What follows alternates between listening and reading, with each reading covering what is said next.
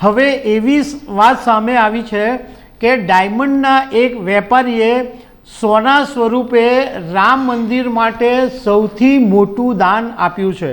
તો એના વિશે તમારી સાથે વાત કરીશું।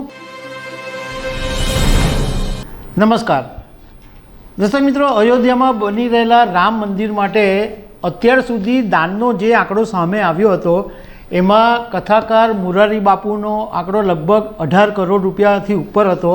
11 કરોડ એમણે પર્સનલ આપ્યા હતા અને લગભગ 7 કરોડથી વધારે રકમ એમણે કથામાં ભક્તોની પાસે ઉઘરાવી હતી। બીજું જે વ્યક્તિગત દાન હતું એમાં શ્રી રામકૃષ્ણ એક્સપોર્ટના ગોવિંદભાઈ ધોળકિયાએ 11 કરોડ રૂપિયાનું દાન આપેલું।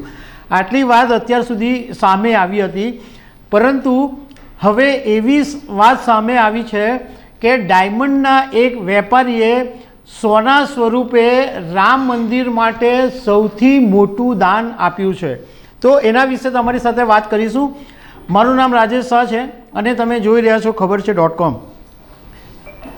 દર્શક મિત્રો, સુરત મુંબઈની અંદર ડાયમંડનો બિઝનેસ કરતા દિલીપભાઈ લાખી કે જેમની કંપનીનું નામ છે લાખી બ્રધર્સ, તેઓ રિયલ એસ્ટેટ અને સ્ટોક માર્કેટની અંદર પણ મોટો બિઝનેસ ધરાવે છે। સ્ટોક માર્કેટમાં એમનો સૌથી મોટો પોર્ટફોલિયો પણ છે અને એમના જે પિતા છે ડાયમંડના વેપારી વિરસનદાસ હુલારામ લાખી, એમણે 1944માં જયપુરની અંદર બિઝનેસ કરેલો અને દિલીપભાઈ લાખીનો જન્મ પણ જયપુરની અંદર જ થયો હતો।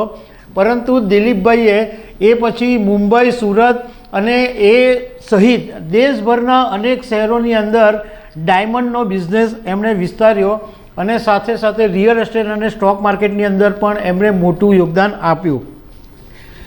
દિલીપભાઈ લાખી માટે એવું કહેવાય છે કે તેઓ ભગવાન શિવના મોટા ભક્ત છે અને એમણે ગુજરાતના સોમનાથ મંદિરની અંદર ટુકડે ટુકડે 110 કિલો સોનું દાનમાં આપ્યું હતું અને 51 કિલો સોનું ઉત્તરાખંડના બદ્રીનાથ મંદિરની અંદર એમણે દાનમાં આપેલું।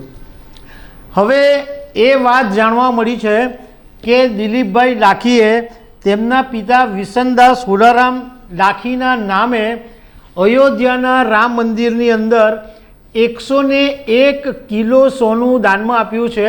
જે રામ મંદિરના જે સોના મળેલા દરવાજા બનવાના છે એના માટે આ દિલીપભાઈ લાખીએ 101 કિલો સોનું દાનમાં આપ્યું છે। હવે 101 કિલો સોનાની કેટલી કિંમત થાય એની અમે તપાસ કરી તો આજે સોનાનો ભાવ 10 ગ્રામ દીઠ લગભગ 63,800 રૂપિયા છે। એ દ્રષ્ટિએ જો તમે કેલ્ક્યુલેટ કરો તો 101 કિલો સોનાનો ભાવ લગભગ 65 કરોડ રૂપિયાની આજુબાજુ થાય અને તમે ટોટલ સોનું ગણો કે તમે 110 કિલો સોમનાથમાં આપ્યું, 51 કિલો બદ્રીનાથ મંદિરમાં આપ્યું અને હવે 101 કિલો રામ મંદિરમાં આપ્યું, એટલે ટોટલ 262 કિલો સોનું આ લાખી પરિવારે જુદા જુદા મંદિરની અંદર આપ્યું છે।